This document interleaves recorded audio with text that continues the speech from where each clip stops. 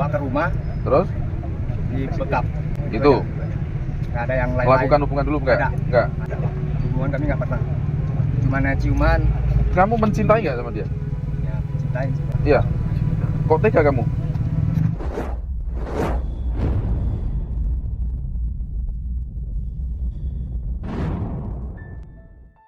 Hai, Assalamualaikum sahabat Arti. Apa kabar hari ini? Semoga semua dalam keadaan sehat, bahagia, dan dilancarkan semua urusannya ya. Terima kasih yang sudah klik dan nonton video ini. Awalnya hari-hari Risma Yunita penuh kebahagiaan, juga impian indah setelah perkenalannya dengan sang kekasih. Walaupun hubungan dengan sang pacar dijalani secara LDR atau jarak jauh, serta belum pernah ketemu, namun Risma yakin dengan kisah cintanya. Tapi nasib dan takdir memang tak ada yang tahu ya. Impiannya untuk menemukan cinta dan bisa segera menikah, ternyata malah berbuah kematian untuknya. Pria yang dikenalnya dan diharapkan menjadi jodohnya ternyata memiliki niat mengerikan yang tak pernah disangka-sangka oleh Risma. Bagaimana kisah cinta mereka? Begini kisahnya. Di usianya yang sudah memasuki 30-an, Risma Yunita mulai merasa resah. Meskipun secara ekonomi sudah berkecukupan, namun Risma kurang beruntung dalam percintaan. Ia pun sebenarnya ingin segera menikah dan membangun rumah tangga impian seperti teman-teman sebayanya. Tapi namanya jodoh tak ada yang tahu ya, kapan datangnya. Begitupun yang dirasakan Risma ini, mulai resah lantaran tak segera ketemu jodoh, sedang usia semakin bertambah. Risma Yunita adalah seorang wanita warga Jalan Menteng 2, Kelurahan Binjai, Kecamatan Medan Denai, Kota Medan, Sumatera Utara. Risma sehari-hari mengelola usaha rumah makannya yang berada di Kuala Namu, Deli Serdang, yang membutuhkan waktu sekitar 1 jam dari kota Medan, tempat tinggalnya. Sosoknya dikenal baik juga pekerja keras. Tapi ekonomi yang mapan ternyata tak seiring dengan angan-angan Risma dalam hal jodoh. Bahkan ketika usianya memasuki 30 tahun, jodoh tak kunjung datang juga. Beberapa kali hubungan cinta yang terjalin semua kandas sebelum ke jenjang yang lebih serius. Pada sekitar Februari 2024, Risma yang iseng mulai mengetahui satu aplikasi bernama Tantan yang disarankan oleh seorang temannya. Aplikasi Tantan adalah salah satu aplikasi kencan dan pertemanan daring yang cukup populer, terutama di Asia termasuk Indonesia. Aplikasi ini memungkinkan para penggunanya untuk menemukan dan terhubung dengan orang baru berdasarkan preferensi dan lokasi geografis mereka. Nah, kira-kira setelah beberapa hari iseng main aplikasi tersebut, Risma mulai berkenalanlah dengan seorang pria bernama Edi Subayu alias Bayu. Bayu merupakan pria berusia 39 tahun, warga Dusun 2 Desa Medan Krio, Kecamatan Sunggal, Kabupaten Deli Serdang, Sumatera Utara. Tapi saat itu posisi Bayu ini sedang bekerja di Kota Padang, Provinsi Sumatera Barat. Setelah kenalan dengan Bayu ini, mereka lalu bertukar nomor HP lantas komunikasi lanjut di WA. Setiap hari mereka komunikasi dengan intens, baik via telepon maupun hanya berkirim pesan. "Status kamu sekarang apa, Mas?" tanya Risma di awal kedekatan. "Aku ini udah duda. Punya anak tidak?" "Ada 1, ikut mantan istri," kata Bayu. "Terus sekarang kamu posisi di mana?" "Aku di Padang sekarang." "Ngapain? Kan kamu orang Sunggal." "Ya kerjalah, tapi cuma kuli bangunan," kata Bayu jujur pada Risma. "Iya gak apa-apa kok, asal halal," jawab Risma penuh pengertian. Dan begitulah hubungan mengalir semakin akrab sampai kemudian mereka sama-sama merasa cocok dan nyaman lalu sepakat pacaran sejak Maret 2024. Hubungan jarak jauh alias LDR mereka jalani. Meskipun belum pernah ketemu, tapi Risma dan Bayu yakin hubungan mereka ini akan berhasil. Setelah beberapa bulan berpacaran, Risma lalu bertanya pada Bayu, "Ya, sudah siap nikah lagi belum?" Dijawab oleh Bayu, "Siap saja, asal bisa nerima dirinya apa adanya." Risma yang mendengarnya pun senang, ia semakin yakin hubungan mereka akan berhasil. Oktober 2024, Risma mulai mendesak Bayu agar pulang saja ke Medan, cari kerja di Medan. Tapi karena kerjaannya belum beres, Bayu bilang belum bisa, menjanjikan mungkin Desember 2024 baru bisa. Tapi tiba di bulan Desember 2024 nyatanya pekerjaannya di Kota Padang belum juga rampung. Karena itu Bayu terpaksa ingkar janji.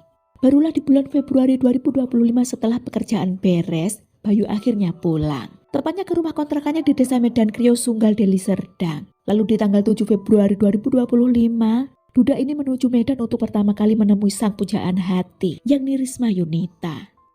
Singkat cerita, setelah intens beberapa kali ketemu, ternyata perasaan cinta dalam hati Risma ini semakin kuat. Lalu mulai mendesak Bayu agar segera menikahinya. Tapi tidak bagi Bayu ya, duda ini sebenarnya tak begitu ada niat untuk segera menikah lagi. Apalagi kondisi dompetnya yang kerap kering alias keuangannya seret.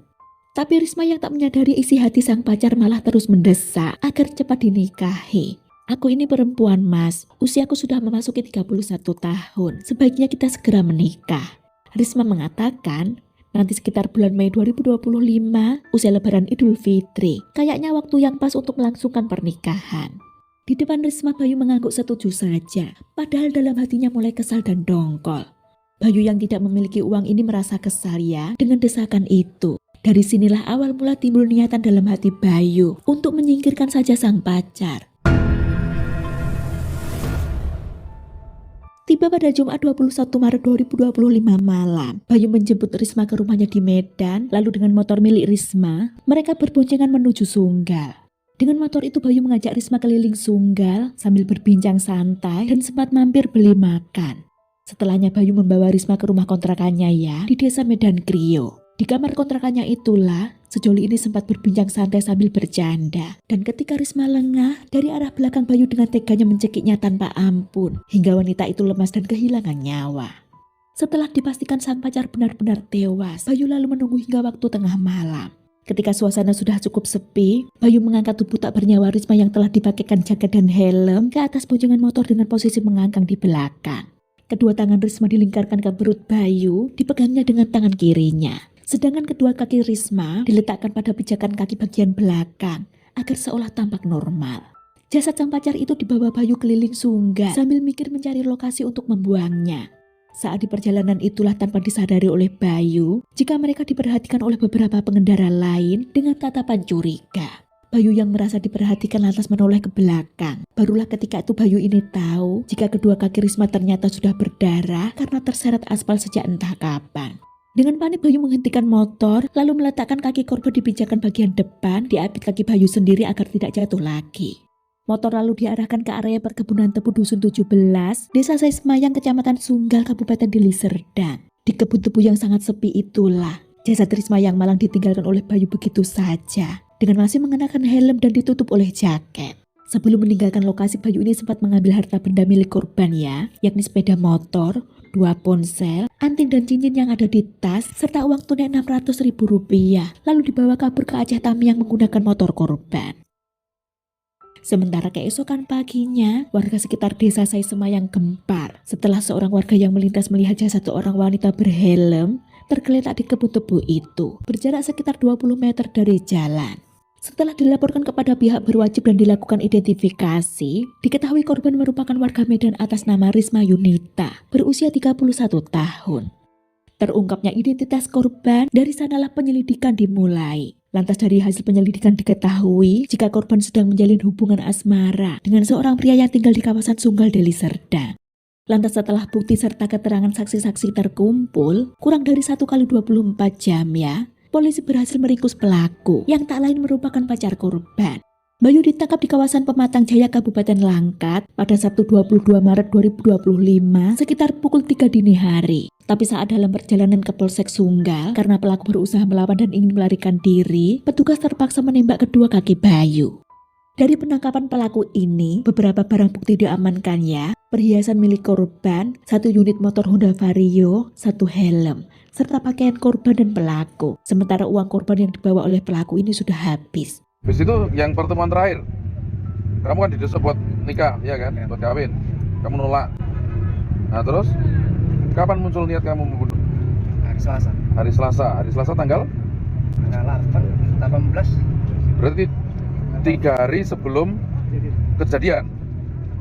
Ya Pak. Bukan hubungan dulu enggak? Enggak. Ada. Hubungan kami nggak pernah. Ciuman, itu aja kami. Kamu mencintai nggak sama dia? Ya, cintain sih Pak. Iya. Kok tega kamu?